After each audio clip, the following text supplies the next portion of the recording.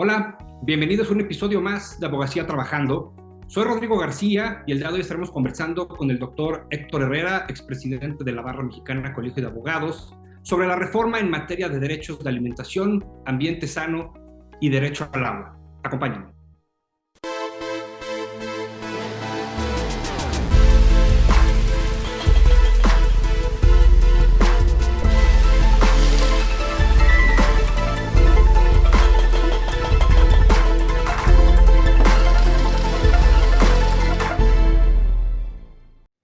Estimado Héctor, bienvenido a Abogacía Trabajando. Para mí, además, es un honor tenerte no solo como expresidente de la Barra, sino como pionero, fundador, diría yo, de este gran proyecto del canal de televisión de la Barra Mexicana Colegio de Abogados, del cual, por supuesto, me siento orgulloso de ser parte. Así que, sin duda, de manteles largos, de tenerte el día de hoy con nosotros, Héctor, y para conversar además de esta otra reforma, la reforma en materia de derecho a la alimentación, ambiente sano y derecho al agua, o mejor conocida como la reforma en materia de minería y agua, que bueno, sabemos se trata de una más de las iniciativas enviadas por el presidente de la República el pasado mes de febrero, y pues que quizá no se le ha puesto tanta atención definitivamente, porque bueno, la atención hoy en día se tiene en el tema de la reforma judicial. Entiendo que en la exposición de motivos se señala que esta reforma busca actualizar la legislación para garantizar el derecho fundamental al agua y promover prácticas sostenibles en la gestión de recursos naturales. La misma, además, propone que el gobierno autorice asignaciones destinadas para garantizar el consumo personal y uso doméstico del agua y no otorgar concesiones en zonas con baja disponibilidad de agua, tanto en cantidad como en calidad. Entiendo, Héctor, que los objetivos principales de la iniciativa son, por un lado, la protección del maíz y la biodiversidad, por otro lado, la garantía de acceso al agua, y como un tercer rubro, la protección del medio ambiente, de lo cual, por supuesto, estaremos hablando un poquito más adelante. Así que sin más, y para que la gente conozca detalle de esta iniciativa, Héctor, te pregunto, ¿de qué va esta reforma y qué propone? Muchas gracias, Rodrigo. Es para mí un verdadero honor estar en tu programa. Te agradezco mucho y bueno, pues doy respuesta a tus preguntas. Nada más para contextualizar un poquito el tema, recordemos que el 5 de febrero el presidente de la República presentó un paquete de iniciativas legislativas de 20 reformas legislativas, de las cuales 18 son reformas constitucionales y las otras dos tenían que ver con la seguridad social de los trabajadores del Estado y con la desaparición de organismos autónomos y otras entidades públicas. De esas 18 reformas constitucionales, una es precisamente la que comentas, aunque la atención la ha acaparado la reforma constitucional al Poder Judicial, que sin lugar a dudas es probablemente la más importante de todas las reformas, pero por ser 18 reformas constitucionales, me parece que no se ha abordado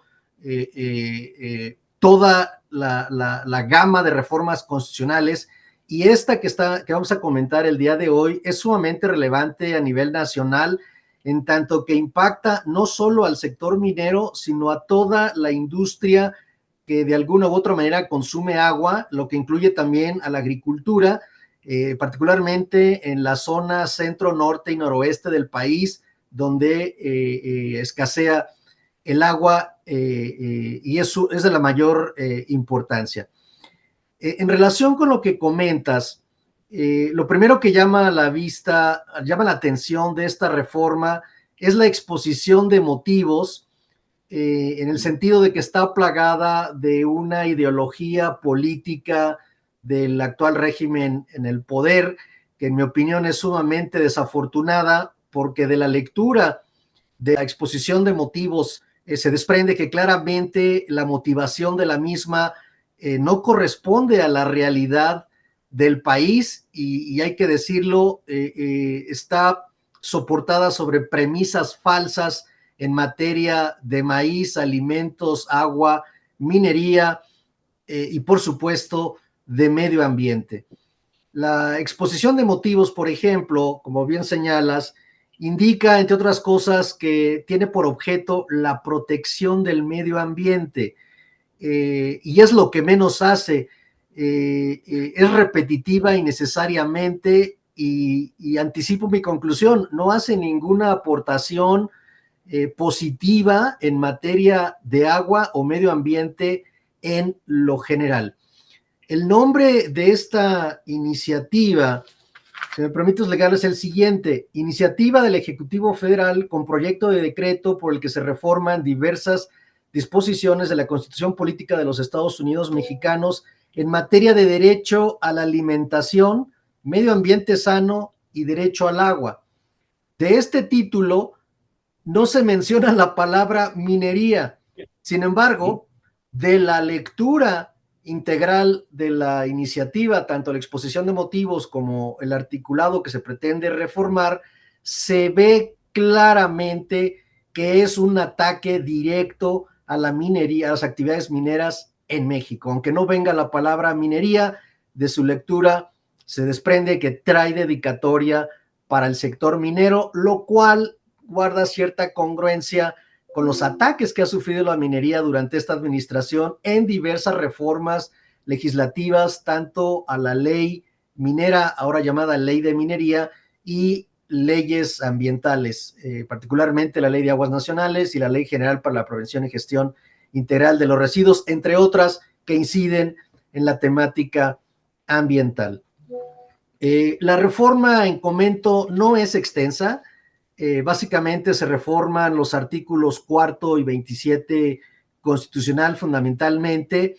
Efectivamente, Rodrigo, la exposición de motivos de esta reforma constitucional establece que uno de sus objetivos es garantizar el derecho humano al agua para consumo personal y doméstico, es decir, el acceso al agua potable para todos. Sin embargo, parece ser que los legisladores olvidaron que esa disposición ya está expresamente prevista en el artículo 4 constitucional desde hace 14 años.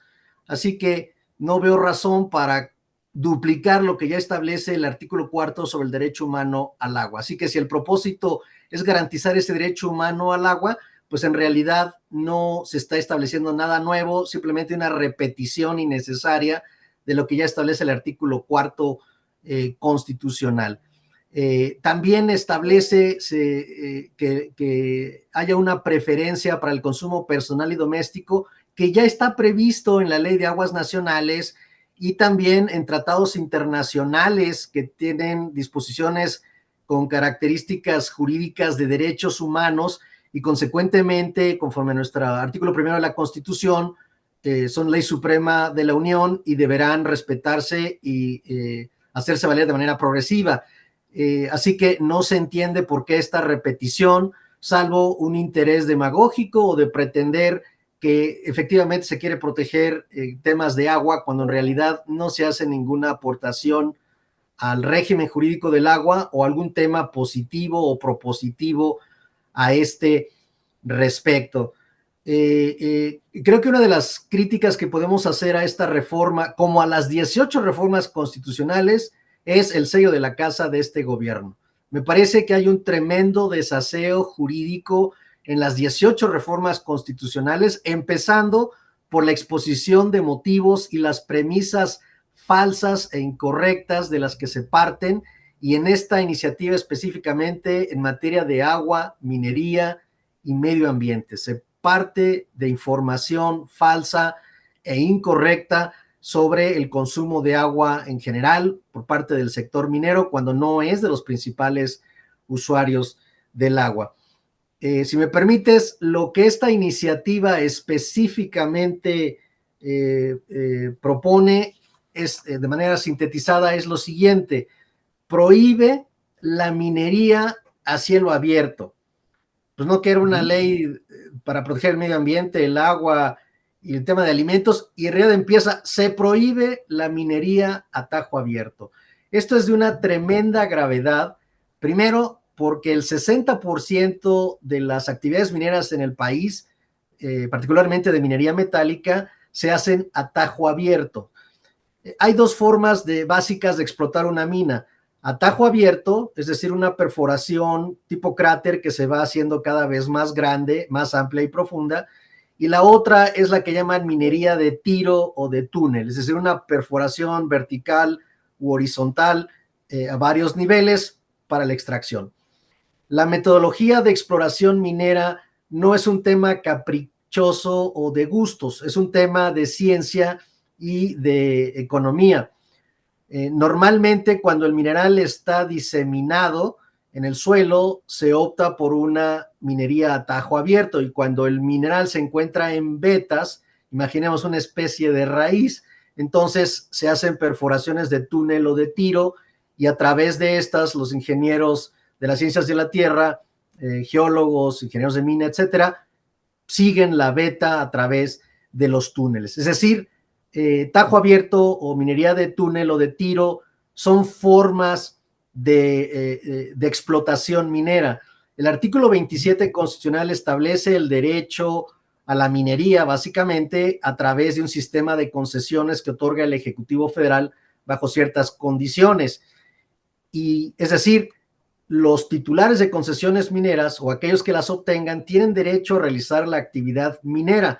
La Constitución no establecía metodologías de exploración o explotación minera, como ahora pretenden hacerlo, lo cual nos parece un exceso. No prohíbe la minería en general, pero decir que se prohíbe la minería a tajo abierto parecería que sí se permite la minería de túnel y se prohíbe la minería de tajo abierto. Sin embargo, la realidad es que de facto, si bien no prohíbe toda la minería, la hace inviable, porque no puede solicitar una concesión minera cuando previamente te obligan a utilizar un medio de explotación que probablemente no sea técnica y económicamente viable, y las actividades de exploración requieren de inversiones multimillonarias, como para que si lo obtienes un buen resultado en la exploración, tengas un impedimento para pasar a la explotación, porque la metodología de explotación se prohíbe de tajo abierto. Es decir, no prohíbe la minería, nada más la hace sumamente inviable y sumamente riesgosa, lo cual evidentemente va a inhibir las inversiones tanto nacionales como extranjeras en este sector, y en mi opinión de una manera innecesaria, un tanto absurda, pero sobre todo inconstitucional y violatoria de derechos humanos, como más adelante voy a abundar. En términos económicos, de prosperar esta iniciativa en la parte minera, implicaría que se dejaran de invertir en México aproximadamente 250,000 millones de pesos anuales, que equivalen más o menos al 1% de la economía nacional. No es una cuestión menor, sin contar las afectaciones a todos los trabajadores del sector minero y a todas sus familias y a todos aquellos que indirectamente participan de una industria ancestral en nuestro país. En materia de medio ambiente no se hace ninguna aportación positiva, salvo la prohibición de la minería a tajo abierto, que contraviene el 27 constitucional, y bueno, no le veo ningún aspecto positivo. Se prohíbe en materia de alimentos el maíz transgénico para consumo humano. Pero la exposición de motivos para todos los temas que se abordan en esta iniciativa no trae ningún razonamiento lógico, jurídico o científico mínimo que justifique esas cuestiones. El tema de los transgénicos es sumamente debatido en el mundo y solo prohíbe el maíz transgénico. Olvidó el legislador que prácticamente el 99% de los alimentos en nuestro país, como en casi todo el mundo, son transgénicos. El pan, los refrescos, los jugos, la carne, todo prácticamente son transgénicos, tanto por la protección de cosechas como por la mejora de alimentos, carnes, lácteos, etcétera. Ya no son propiamente orgánicos ante la crisis mundial de alimentos que estamos teniendo. México es deficitario en la producción de maíz, ahora estamos importando más que nunca, y con esto de que no se va a importar maíz transgénico para consumo humano, pues simplemente va a escasear, va a subir de precios con el impacto que esto tiene en la tortilla, que es el alimento básico en nuestro país. Pero hay Y ya cuestiones más graves. Sí, Rodrigo. estoy contigo en la parte de estos alimentos, digamos, transgénicos o genéticamente modificados, porque además lo que tú dices, al final del día, viendo un poco proyección hacia futuro, también si no se cuenta con esta parte de estos alimentos genéticamente modificados, pues yo creo que va a afectar fuertemente a la alimentación de la población en unos años, no va a haber cómo, definitivamente. Y en ese sentido te iba a hacer una pequeña interrupción, Héctor, para preguntarte si realmente estas modificaciones garantizan todo lo que plantea la reforma y concretamente el acceso al agua como un derecho humano y la protección al medio ambiente. Y lo pregunto porque sabemos hoy la escasez de agua que hay y la crisis, por ejemplo, pues en las presas. ¿Qué pasa con todo eso? Mira, la reforma constitucional no establece nada nuevo en materia de agua, como ya te lo comenté, porque ya está previsto en el cuarto constitucional y en el marco jurídico del agua en nuestro país. Pero efectivamente tenemos una crisis del agua que no se va a corregir por mandato de ley o por una reforma constitucional. Hay varias, las causas de la problemática del agua en México son multifactoriales y por lo tanto la solución también lo es multifactorial y multisectorial. Hay varias, la principal causa de la falta de agua en el país, hay que decirlo claramente, es la ineficiencia y la corrupción a los tres órdenes de gobierno en nuestro país. No es una problemática solo de esta administración. Todas las administraciones de todos los partidos y de todos los colores, de alguna y otra manera, han contribuido a esta crisis por su inactividad en la solución de los problemas. Como la cantidad de agua en el país es básicamente la misma. Cuando se dice que el agua escasea, en realidad lo que se está diciendo es que la disposición anual promedio per cápita ha disminuido por el crecimiento de la población y por la necesidad de producir más alimentos en la industria agroalimentaria, por ejemplo, y productos que requiere la sociedad. Así que la cantidad de agua en principio es la misma, simplemente que se ha reducido la disponibilidad per cápita por población y por mayor uso para la producción de alimentos principalmente. Pero sí hay soluciones que no se han tomado. Al día de hoy, la explotación básica del agua en nuestro país, porque es la más barata, es la extracción de agua del subsuelo. Anteriormente era el agua de las superficies, ríos, lagos, lagunas, etcétera. Sin embargo, ya no se utiliza porque la mayor parte de las aguas superficiales del país están contaminadas. Así que se recurre a las aguas del subsuelo y simplemente se están sobreexplotando. Sobreexplotación se define como la extracción de agua en una velocidad mayor que la recarga natural. Las soluciones son relativamente sencillas, pero muy costosas. Uno, ¿por qué la federación no se encarga de la limpieza de las aguas superficiales? ¿O por qué no hace efectivo la obligación de todos aquellos que descargan aguas residuales a darles un tratamiento previo cumpliendo las normas oficiales mexicanas? Y quiero decirte, el principal contaminador de aguas superficiales del país son los municipios, son los gobiernos municipales y las autoridades federales por su inacción, que válidamente te dicen es que no hicimos nada, por eso son responsables también por no hacer nada y por ello prácticamente todas las ciudades costeñas en nuestro país tienen un gran problema de contaminación en aguas marinas o en ríos que desembocan en el mar.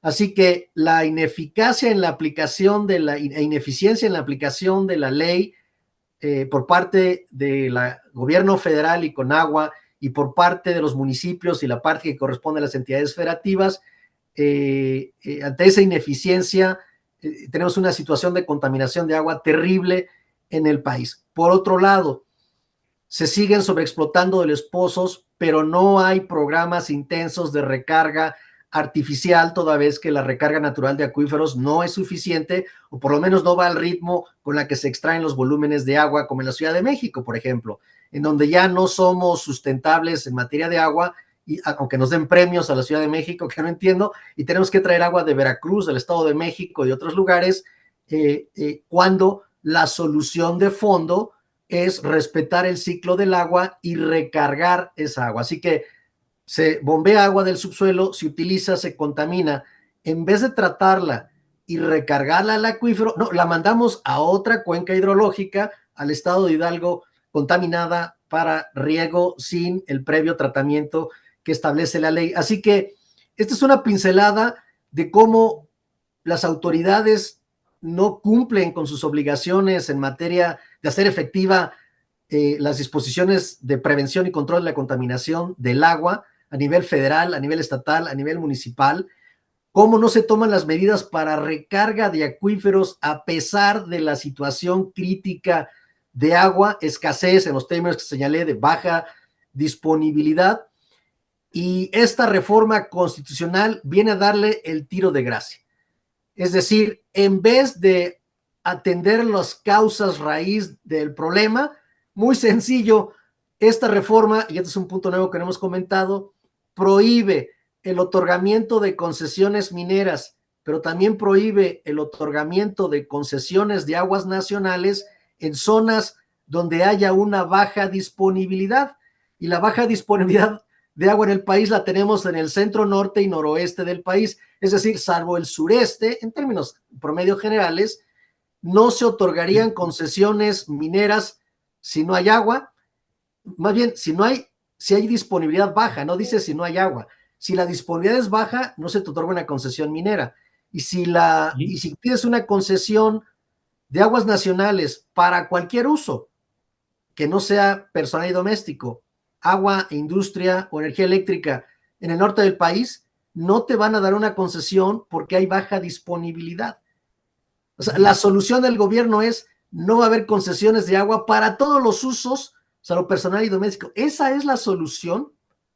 Me parece que es un exceso. Déjame señalarte lo absurdo de esta disposición. Si no hay disponibilidad suficiente de agua, y se refiere a aguas superficiales o aguas del subsuelo, agua dulce. Pero ¿qué pasa si el proyecto minero se plantea de la siguiente manera? No toco el agua del subsuelo, no toco el agua superficial, y en vez de eso voy a utilizar las aguas residuales del municipio, que por cierto no trata.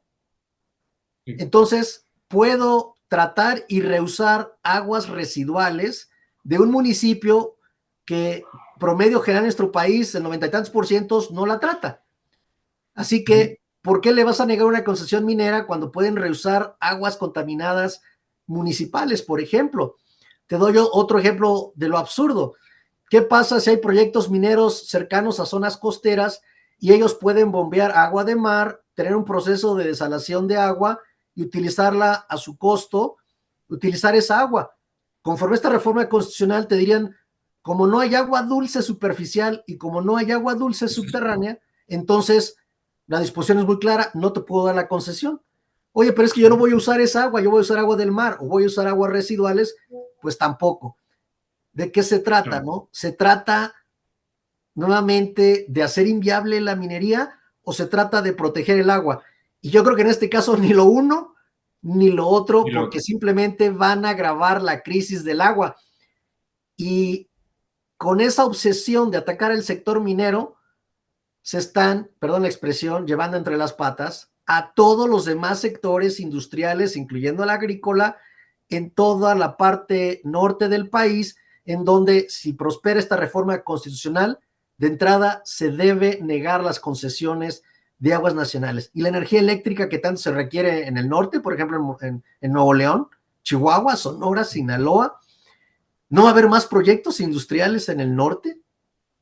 Es realmente grave la afectación que se propone. Hay otros temas, pero eliminar la posibilidad de usar el agua de mar o las aguas tratadas y simplemente no darte la concesión porque hay una baja disponibilidad, sugiere que no es la solución para resolverlo.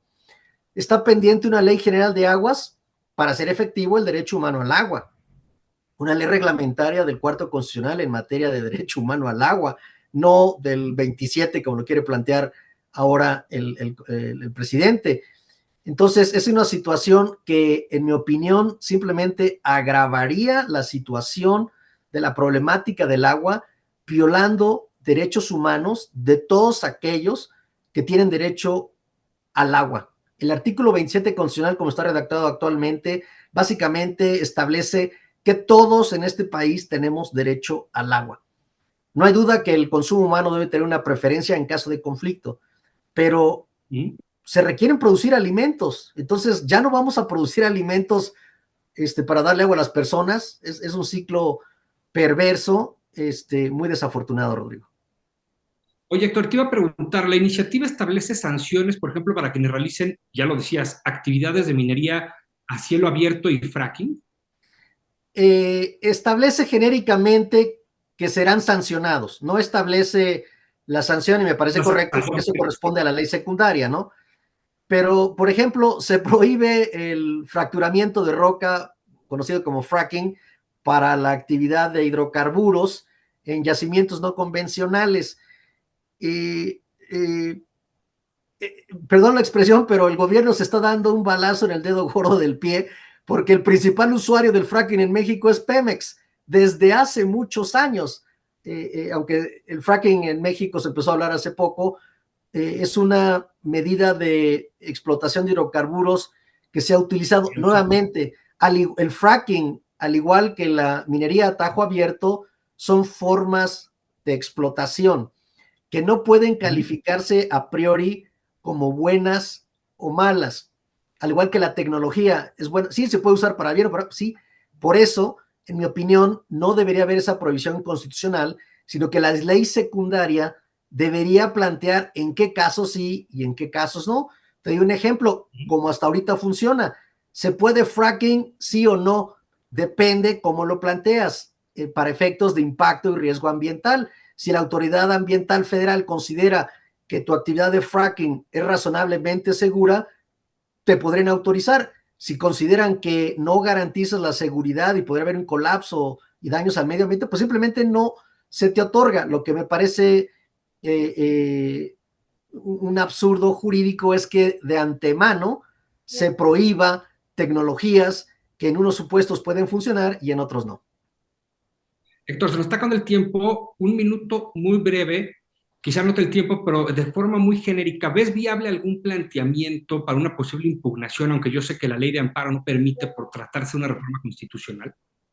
Así es, aunque la ley de amparo establece que no es procedente el juicio de amparo contra reformas a la Constitución, en México tenemos precedentes que sí han prosperado estos amparos contra reformas a la Constitución cuando, dependiendo de la manera en que planteas el amparo, es decir, si en vez de impugnar el texto de la reforma constitucional, lo que impugnas es, por ejemplo, el proceso legislativo que dio lugar a esta reforma constitucional violatoria de derechos humanos, pero pones el énfasis en el proceso legislativo, en mi opinión, sería admisible. No es un criterio mayoritario actualmente en la Suprema Corte, pero sí ha habido precedentes, irónicamente, del ministro Saldívar, en el sentido de que sí son admisibles estos amparos.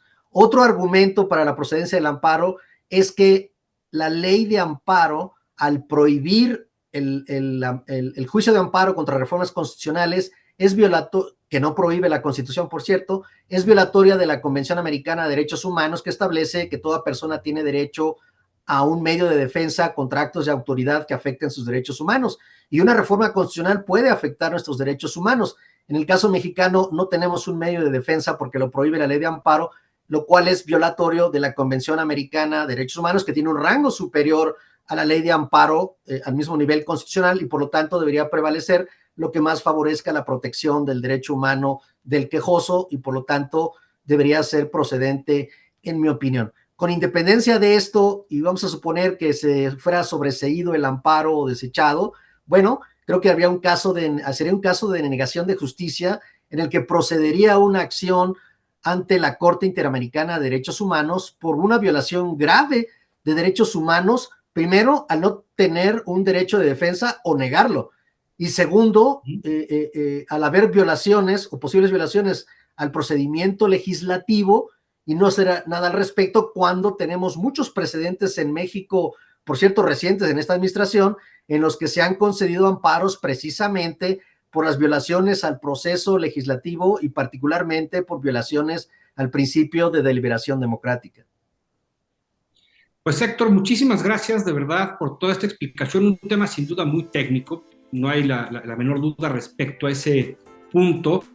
Nos lo explicas muy a detalle, lo cual te agradezco para entender incluso desde el término fracking quizá, ¿no? Pero toda esta parte de los impactos que tú ves en la parte de las concesiones mineras, qué pasa con todo este tema de la minería a cielo abierto, etcétera. Te agradezco en verdad que hayas estado con nosotros, Héctor, y bueno, pues sigamos atentos a este mes de septiembre para ver cómo fluyen todas estas iniciativas enviadas por el presidente.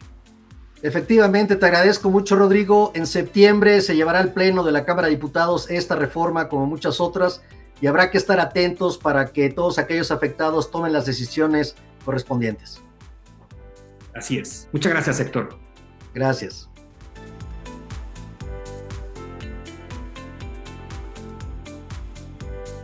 Muchas gracias por habernos acompañado a un episodio más de Abogacía Trabajando.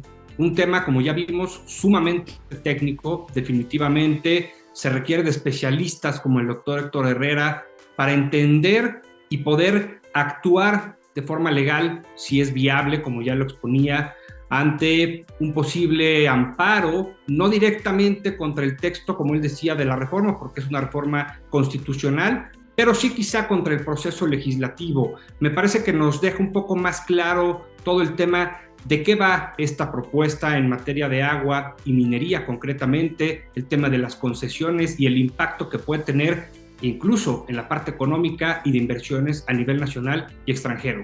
Los espero en el siguiente episodio de Abogacía Trabajando.